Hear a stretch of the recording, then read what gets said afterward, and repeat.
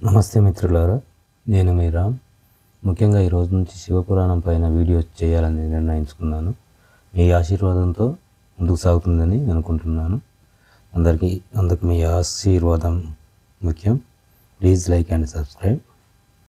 నాకు లభ్యమైన సమాచారం మేరకు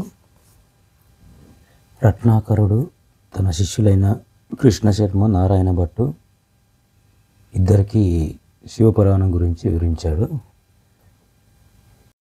రత్నాకరుడు ఎవరో ఇంకో వీడియో చేస్తాను ఫ్రెండ్స్. కృష్ణ శర్మ, నారాయణ భట్టు అనే ఇద్దరు శిష్యులు రత్నాకరుణ్ణి ప్రాధేయపడగా రత్నాకరుడు శివపురాణం గురించి తన శిష్యులకు వివరిస్తారు. పూర్వం భారతదేశంలో బదరికావనం అనే వనం ఉన్నది. అది పరమ పవిత్రమైన నరనారాయణులు అక్కడే తపస్సు చేశారు.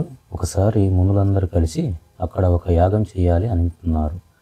ఆ యాగం చూద్దామని సూత మహర్షి కూడా వచ్చాడు. ఆయన రాకను మునులంతా మహానందం చెందారు. ఆయనను ఉచిత రీతిన నమస్కరించి, మహాత్మా, శివపురాణం గురించి వినాలని ఉంది మాకు. కాబట్టి ఈ యాగ సమయంలో ప్రతిరోజు మాకు శివుని లీలలను వివరించండి అని అర్థించారు. ఆ మాటలకు సంతోషించిన సూతుడు, మునివర్యులారా, పూర్వకాలంలో మార్కండేయుడికి శివమహత్యం గురించి విపులంగా తెలుసుకోవాలనిపించింది. అప్పుడు సత్యలోకానికి వెళ్ళి శివుని లీలలు గూర్చి చెప్పమని బ్రహ్మదేవుణ్ణి ప్రార్థిస్తాడు. బ్రహ్మదేవుడు సంతోషించి, శివపురాణం గురించి చెప్పాలంటే విష్ణువుకు బాగా తెలుసు, వైకుంఠానికి వెళ్ళు అని చెప్పేసి చెప్తాడు. బ్రహ్మ మాటలు విన్న మార్కండేయుడు ఆ విధంగా వైకుంఠానికి బయలుదేరుతాడు. మార్కండేయుడు వచ్చిన పని తెలుసుకొని శ్రీ మహావిష్ణువు, మార్కండేయ, శివలీలలు శివునకు తప్ప ఇతరులకు అర్థం కావు, కాబట్టి నువ్వు కైలాసం వెళ్ళు, నీ కోరిక తీరుతుంది అన్నాడు. మార్కండేయుడు కైలాసానికి వెళ్ళి ఈశ్వరుడికి నమస్కరించి ప్రార్థిస్తాడు.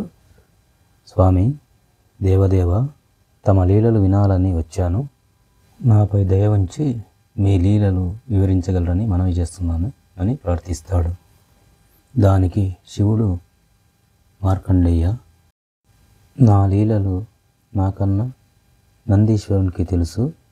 అతనొక్కడే నీ కోరికను తీర్చగల సమర్థుడు అని నందీశ్వరుని దగ్గరికి పంపిస్తాడు శివుడు. మార్కండేయుడు నందీశ్వరుని సమీపించి పరిపరి విధాలుగా నందిని స్తుతించి ఈశ్వరుని సూచిస్తాడు. నందీశ్వరుడు ప్రసన్నుడై, రక్తశిఖామణి, నీకేం కావాలి కోరుకో అని అన్నాడు. దానికి మార్కండేయుడు, భక్తాగ్రగణ్య, నాకు ఈశ్వరుని లీలలు వినాలని ఉంది, నా కోరిక తీర్చు, నీవే దానికి సమర్థుడవు అన్నాడు. దానికి నందీశ్వరుడు శివుని లీలలు ఒక్కొక్కడిగా చెప్పడం ప్రారంభించాడు. ఈ రకంగా శివపురాణం మార్కండేయుడికి వివరించబడింది.